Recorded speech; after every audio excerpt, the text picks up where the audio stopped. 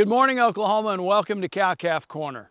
Typically, in the cow-calf business, we focus our marketing efforts on the calves. One of the overlooked opportunities in a lot of cases, particularly in spring calving cow herds, is the marketing opportunity on our cull cows. If we look at a typical cow-calf operation, over time, about 20% of our gross revenues is a result of selling cull cows or cull bulls.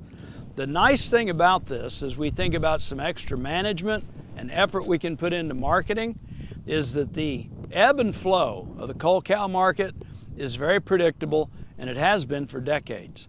We can consistently show over time that cows are at their seasonal lows in price per pound in October and November each year, and then through the end of the year begin to increase in value, and typically will do so up until about the point of March.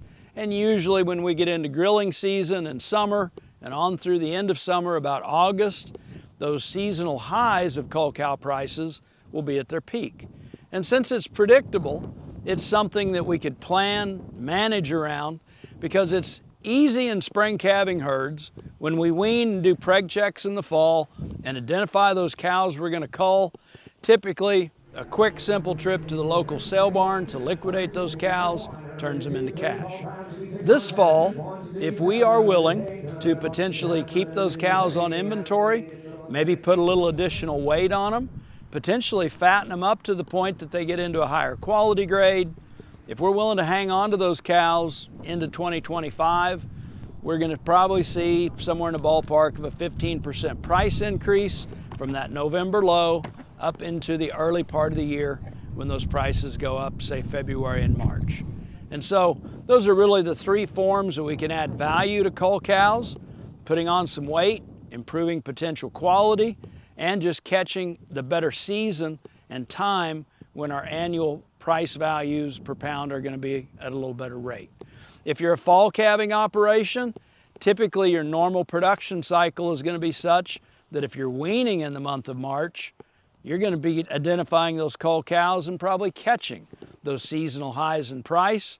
So this is more pertaining to a spring calving operation. I hope this helps, and consider what you're going to do in terms of marketing those cull cows this fall.